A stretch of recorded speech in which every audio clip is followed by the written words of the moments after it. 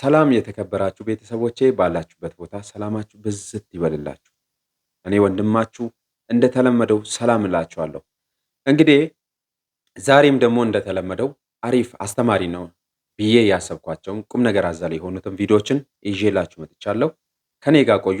መልካም ጊዜ ይሁንልን። ቀጥታ ወደ ቪዲዮ እንገባለን። እንዲህ አይነት ልምምድ ነገ ትውልድን ያጠፋል፣ ነገ ትውልድን ያበላሻል። እየጮህንና እየተናገርን ያለነው እንደዚህ አይነት ድርጊቶች እንዲቆሙ ነው። እስቲ ይሄንን ቪዲዮ እያያችሁ ያላችሁ ሰዎች ይሄንን ቪዲዮ ሪፖርት ተደርጎ እንዳይወርድ ኮፒ ሊንክ በማድረግ ጀምሩልኝ። ሼር፣ ሪፖስት፣ ላይክ አድርጉልኝ እባካችሁ። እንዲህ አይነት ድርጊትን ሁላችንም በጋራ ሆነን በአንድነት ሆነን እንድንቃወም ይሄንን ቪዲዮ እንደምታዩት ነው በግላጭ በሐላል እየወጡ ነው ያሉትና ልንቃወማቸው ይገባል። ለነገ ትውልድ፣ ለልጆቻችን፣ ለቤተሰቦቻችን፣ ለሁሉም የምናስብ ከሆነ ለሀገራችን የምናስብ ከሆነ ይሄንን ቪዲዮ ሼር፣ ላይክ፣ ሪፖስት እናርግ። እንደዚህ አይነት ድርጊቶችን እንቃወም። እንግዲህ ቪዲዮን እንዳያችሁት ነው። በእርግጥ ያለው ነገር በጣም ነው የሚያስጠላው። ምንም ያህል ቢቀራረቡ ወንድምና ወንድም ቢሆኑም እንኳን ሜቢ ሊሆንም ላይሆኑም ይችላሉ። ነገር ግን እንደዚህ አይነት ነገር ነው ነገ ወደ ሌላ ነገር የሚቀየረው ማለት ነው። እንደዚህ አይነት ልፊያ ነው ነገ ወደ ተግባር የሚገባው ማለት ነው። ስለዚህ እኛ ሰዎች ከእንደዚህ አይነት ነገር ራሳችንን መጠበቅ፣ ወንድሞቻችንን ጓደኞቻችንን መጠበቅ አለብን ማለት ነው። አንዳንድ ጊዜ እንደዚህ አይነት ነገሮች ሲበዙ አንዳንድ ጊዜ ቀልድም ሊመስል ይችላል ወይ ደግሞ ጨዋታ ሊመስል ይችላል። ነገር ግን ይሄ ነገር ነገ ላይ የሚሄደው ወደ ተግባር ነው ማለት ነው። ይህኛውን ነገር መጸየፍ አለብን። ቲክቶክ ላይ ምናምን ስናይ ላይክ አድርገን የምናልፍ ወይ ደግሞ የሆነ ነገር ብለን የምናልፍ ከሆነ በጣም ችግር ነው ማለት ነው። ነገ ላይ ይሄ ነገር ካልተቆጣን፣ ይሄ ነገር ላይ ውሳኔ ካልወሰድን በጣም ችግር ነው ማለት ነው። ስለዚህ ሁላችንም እያሰብንበት እንሂድ የምለው መልእክት አለኝ ማለት ነው። እሺ ወደ ቀጣይ ቪዲዮ። እንጀራ ፎቢያ አለብኝ። ዛሬ ፍርሃቴን ለማሸነፍ አብሬያችሁ እበላለሁ ማለት ነው። ለመጀመሪያ ጊዜ እንጀራ እሞክራለሁኝ። አላቅም እንዴት እንደምሆን እስወር አላቅም። እንዴት ነው የሚበላላችሁ? ቆይ እዩት እንጀራውን እዚህ ጋር ላይክ ብዙ ነጥብ አለው። ፈጣሪ ሆይ እሺ ማኪያሹ ካለ እንፋጣው። መሞከር አለብኝ ምንም ቢሆን። ሰው እዩት፣ ይሄ ነው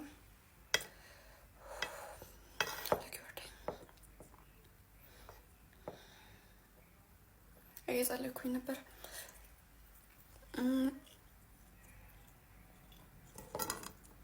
ኦ ማይ ጋድ ይመራል፣ በጣም ይቆመጥጣል።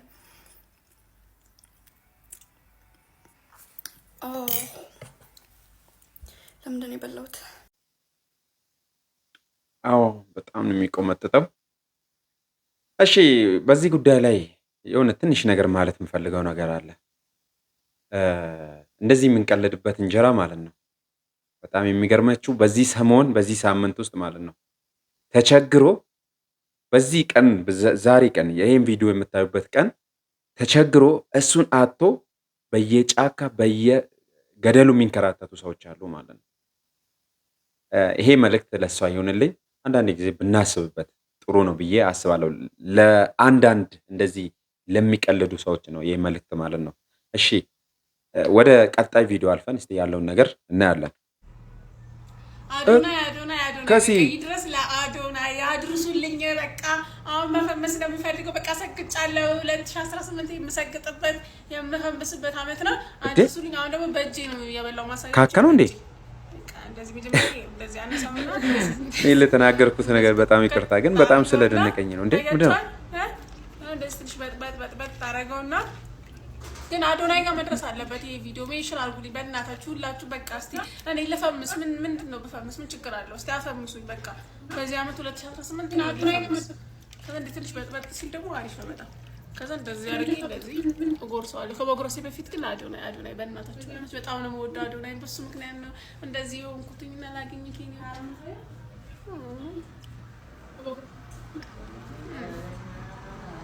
እንዴት እንደሚጣፍጥ በቃ እንደዚህ ጣፍጣ እንዴ ነው አንተ? ያበደ ነው በቃ። ከውሃ ደግሞ ትንሽ ትጠጣላችሁ።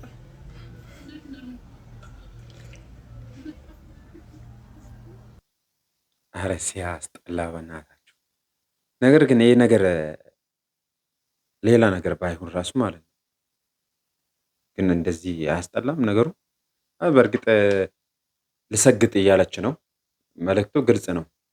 ሰግጬ ልፈምስ እያለች ነው። ያው መሰገጥ ካዋጣት ችግር የለውም። ግን ይሄ አዶናዊ ጋር ደርሶ ምን ያደርጋል? መብላቱን ያግዛታል ወይስ ደግሞ ማብኳቱን ነው የሚያግዛት? ወይስ ምንድን ነው የሚያደርግላት? አዶናይ ጋር ቢደርስ እሺ ደረሰ እንበል። ምንድን ነው የሚያደርግላት አዶናይ? እንደዚህ እንሰግጥ ወገን ምናምን ብሎ ሰው የምሩን እንዲበላ ነው እንዴ? በጣም ነው የሚገርመው። አንዳንድ ጊዜ ያ የምንሰራውን ነገር እያሰብንበት ብንሄድ በጣም ጥሩ ይመስለኛል፣ እንደኔ አስተሳሰብ ማለት ነው። ቲክታከር አዶናይ በዚህ ሰሞን እየተደረገበት ያለው ነገር በጣም ግልጽ ነው። እሱም እያደረገ ያለው ነገር በጣም ግልጽ ነው ማለት ነው። ለምሳሌ እዛ ካምፕ ሄዶ የወታደሮች ካምፕ ሄዶ ያደረገው ሰግጡ ያለው ነገር ለብዙ ሰው ጥያቄ ሆነዋል ማለት ነው። እንዴት ወታደርን እንደዚህ ማለት ይችላል? እነሱ እኮ ከሱ በላይ ዓላማ ያላቸው ሰዎች ናቸው የሚል አስተሳሰብ ተነስቶ ነበር። በዚህ ላይ ደግሞ እነሱም ያሉት ነገር ስላለ በጥቂቱ አብረን እናያለን ማለት ነው። ቲክታከሩ አዶናይ ከኢትዮጵያ አየር ኃይል ማስጠንቀቂያ ደረሰው። ቲክታከሩ በአየር ኃይል መድረክ ላይ መቅረቡ ከፍተኛ ትችት አስነስቶ እንደነበረ ይታወቃል።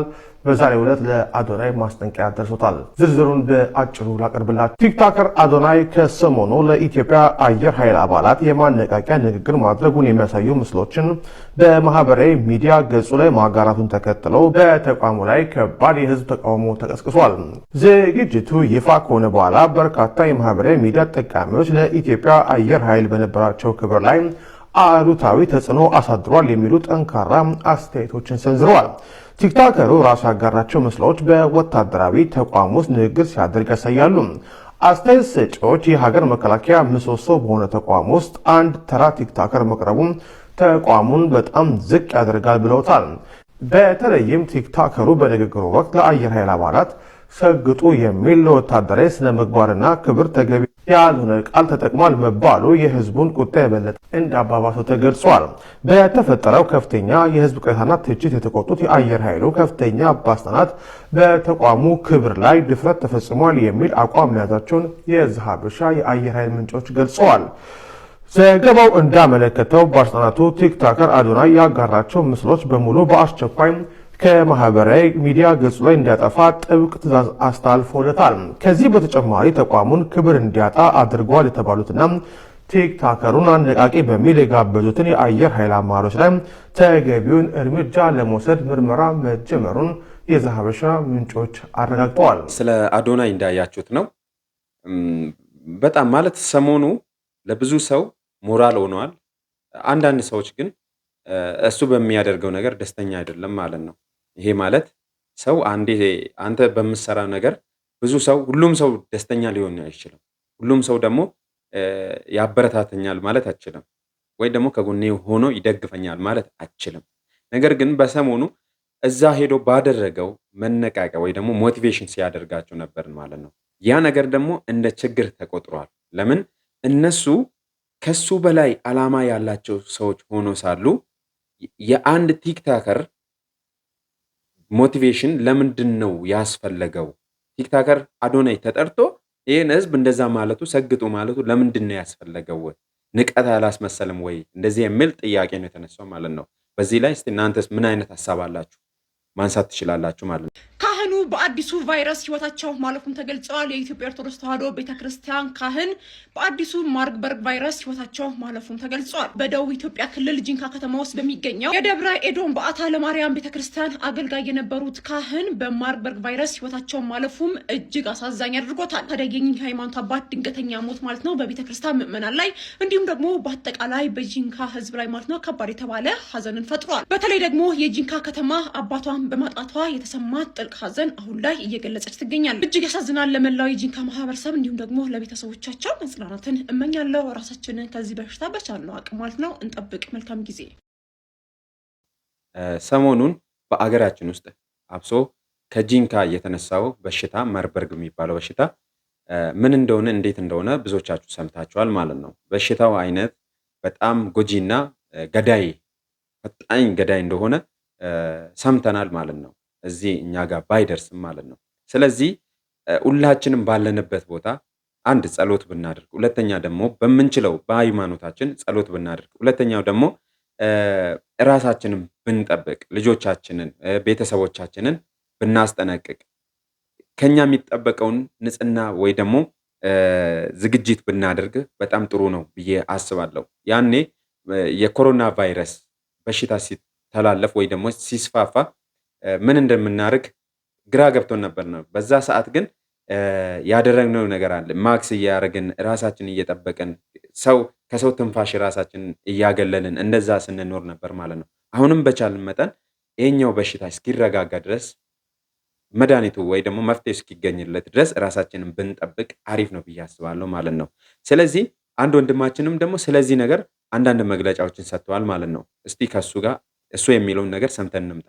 በጣም አሳዛኝ ዜና ወደ ጅንካ ተሰምቷል። መጀመሪያ በማርበርግ ቫይረስ ተይዘው ህይወታቸው ካለፉ የጤና ባለሙያዎች መካከል እንግዲህ የነርሱ ባለቤት ዛሬ ህይወቷ እንዳለፈ ተሰምቷል።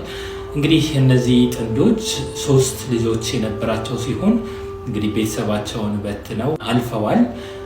ይሄ እንግዲህ ከአንድ ቤት ባልና ሚስት ሲሞቱ ለሁለተኛ ጊዜ ነው በማርበርግ ቫይረስ ምክንያት።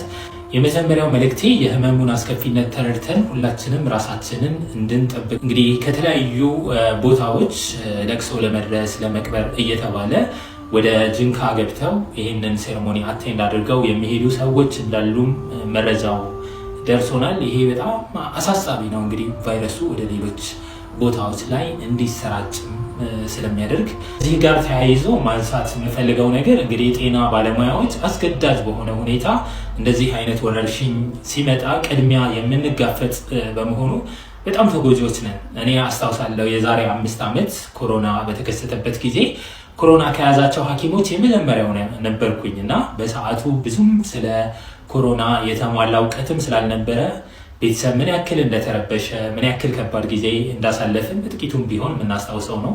ማርበርግ ቫይረስ ደግሞ በጣም የተያዙ ሰዎች ሁሉ የሚሞቱበት በጣም አደገኛ ሃይ ኬዝ ፋታሊቲ ያለው ህመም ስለሆነ እባካችሁ ጥንቃቄ አድርጉ።